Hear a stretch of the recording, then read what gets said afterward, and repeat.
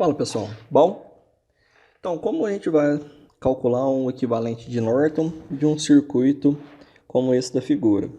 Então, o passo a passo para a gente resolver isso é bem tranquilo. Ele é muito semelhante ao equivalente de Thevenin.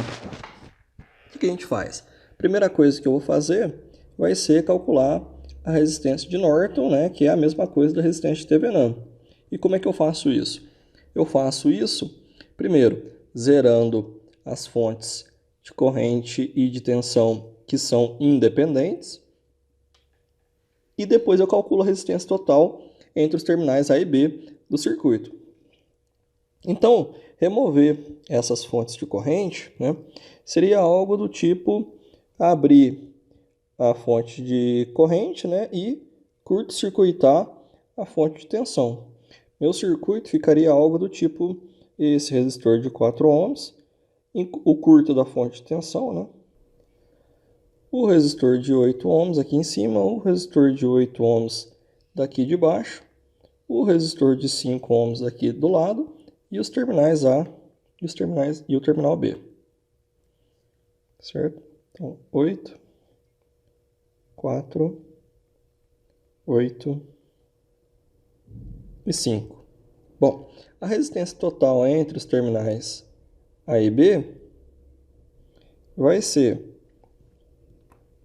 a série desses três resistores aqui. O resultado disso vai estar em paralelo com esse resistor de 5 ohms, né? Então, eu vou até escrever aqui, né? A resistência equivalente na resistência total vai ser a série desses três resistores. 8 com 4 com 8 vai dar 20. Esse resistor equivalente de 20 vai estar em paralelo com esse resistor de 5. Então, isso vai ser 20 em paralelo com 5, né? Que é a mesma coisa de fazer 20 vezes 5 dividido por 20 mais 5. Isso vai ser igual a 4 ohms.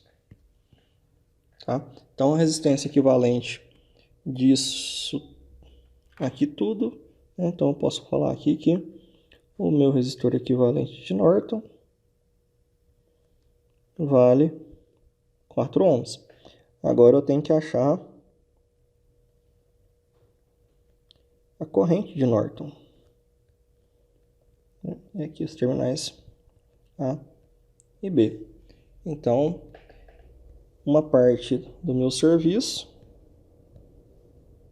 está feita, né? Agora basta eu achar a corrente de Norton. Como é que eu vou achar a corrente de Norton? Muito simples. Eu volto ao meu circuito original e vou fazer um curto-circuito nos terminais A e B. Tá? Se a carga estiver conectada, eu removo a carga para poder fazer o curto-circuito. Tá? Então, deixa eu copiar o meu circuito original. Tá aqui. Beleza? Então, o que eu estou falando é, se por acaso tiver conectado alguma coisa aqui no circuito, qualquer que seja ela aqui que esteja identificado como resistência de carga, a primeira coisa que nós vamos fazer, tanto para Norton quanto para Thevenin, é remover a carga.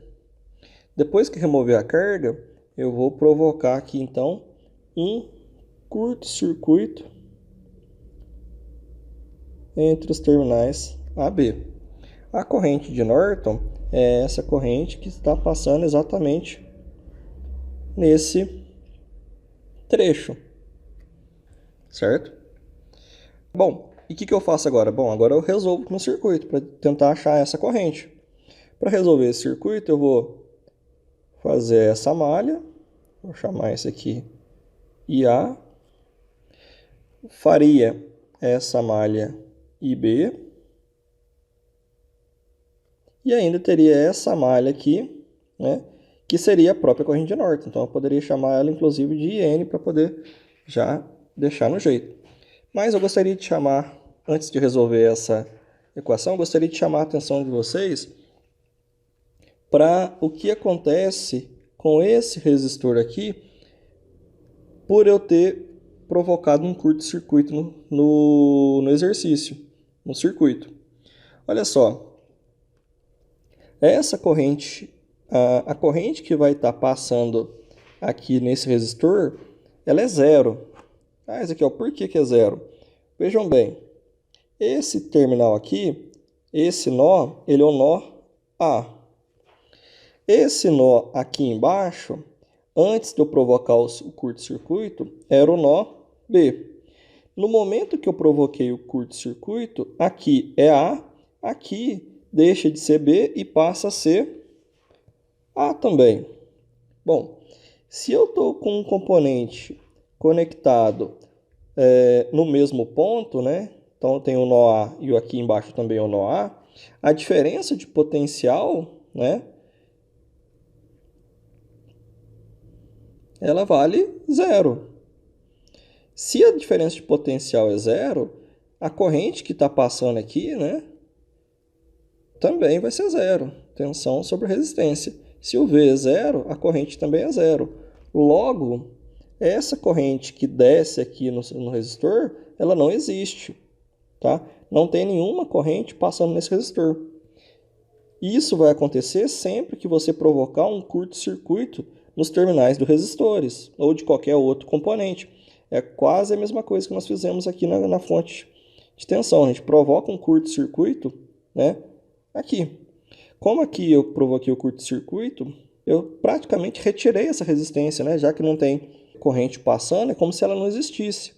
Então eu posso, ao invés de fazer o IB e o IN, eu posso já vir direto, né, e fazer essa malha aqui, ó. Deixa eu pegar aqui com uma cor diferente. Fazer essa malha aqui, ó. Isso aqui é o IN. Desconsiderando completamente, né, esse resistor por ele estar curto-circuitado. Tá? Aí, Ezequiel, e se eu não perceber isso e fazer o IA, o IB, o IN igual você estava fazendo antes? Não tem problema. Você vai chegar na conclusão que a corrente que passa pelo resistor de 5 ohms vai ser zero. Você simplesmente vai gastar um pouco mais de linha e um pouco mais de tempo. Ok? Não tem problemas. Pode resolver. É só chamando atenção para esse fato. Do laço 1 aqui, da corrente A, na verdade, do laço A, podemos observar que o IA ele coincide com a fonte de corrente, né? Então, beleza, o IA vale 2 A. No segundo laço, se eu começar a partir desse ponto, eu vou ter, né, um ganho de tensão de 12 volts, né, uma queda de tensão no resistor, né, de 4 ohms, vai ser 4 IN menos IA, né, o IA eu já sei o valor dele ali. Daqui para cá eu vou ter uma queda de tensão de menos 8 IN. Daqui para cá é o mesmo ponto, não tem nada. Vou ter só esse outro resistor, né, passando daqui para cá. Eu vou ter outra queda de tensão que vai ser menos 8 IN também, chegando no ponto inicial. Então, completando, daria igual a zero, né? Rearranjando tudo aí, eu vou ter... Aqui eu coloquei 12, mas na verdade igual, né? Mas na verdade aqui não é igual não, né? É 12, que é mais 12, menos, que é igual a zero, certo? Resolvendo isso aqui, fica, né, 20 menos 20 IN igual a zero. O IN dá 1 ampere. Certo? Então, essa corrente aqui de Norton vale 1 ampere. Isso quer dizer que, se por acaso você fechasse um curto-circuito nesses terminais A e B do circuito original, a corrente de curto-circuito seria de 1 ampere. Tá? Ezequiel, mas quando eu fecho o curto-circuito na tomada, sai uma faísca danada, faz um barulhão, né? Sim, é porque se vocês calculassem o equivalente de Norton da rede, da residência de vocês, o que é possível, aliás, é isso que a gente faz quando a gente quer fazer contas de curto-circuito para dimensionar a proteção, Acontece que esse valor de corrente ele é muito maior, né? No nosso exemplo aqui deu 1 ampere. Nas tomadas das nossas residências, normalmente nós chegamos em valores da ordem de 3.000 amperes para cima, né? 3.000 amperes, 5.000 amperes, alguma coisa desse tipo, nessa ordem de grandeza, tá? Então, achando a fonte de corrente, né? Eu posso voltar aqui, então esse N aqui vale 1 ampere. Vou apagar aqui. E aí eu consegui calcular o meu circuito equivalente de Norton desse circuitão aqui. Certo? Ezequiel, e se eu quisesse calcular o equivalente de Thevenin desse circuito? Vocês têm duas opções. Vocês podem ir pelo caminho difícil e fazer toda a manobra de cálculo de tensão de circuito aberto, fazer o equivalente aqui todo de novo, tá? Ou vocês podem, a partir desse circuito aqui, calcular o equivalente de Thevenin. Como é que eu faço? Só fazer a transformação de fonte.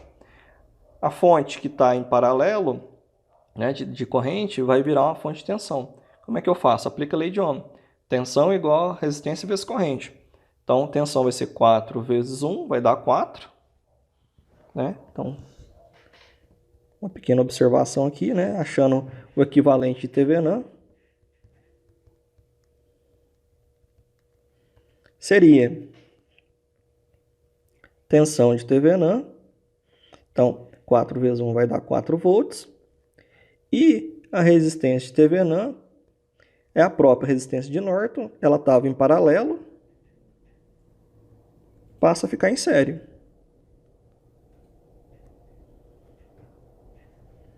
Tá aí, o equivalente de Thevenin. Tá? Com isso, vocês conseguem achar tanto o equivalente de Norton, que está aqui em cima, quanto o equivalente de Thevenin, que está aqui embaixo. Certo? Outra coisa que eu poderia demonstrar aqui para vocês, né? Que a resistência de Norton e a resistência de Thevenin, né? Basta eu fazer a tensão de Thevenin dividido pela corrente de Norton. Vocês podem ver que a tensão de Thevenin vale 4, a corrente de Norton vale 1. Então eu confirmo para vocês, né, que aqui daria 4 ohms, né? Mas você já tinha achado a resistência. Sim, eu já tinha achado a resistência, mas eu poderia ter calculado a corrente de curto-circuito primeiro, poderia ter calculado a tensão de Thevenin primeiro, né? E só depois, né, tendo a tensão de Thevenin e tendo a corrente de Norton, eu poderia achar a resistência de Thevenin. Esse é um método válido, também funciona. Ok? Qualquer dúvida, mandem aí e a gente vai conversando. Grande abraço.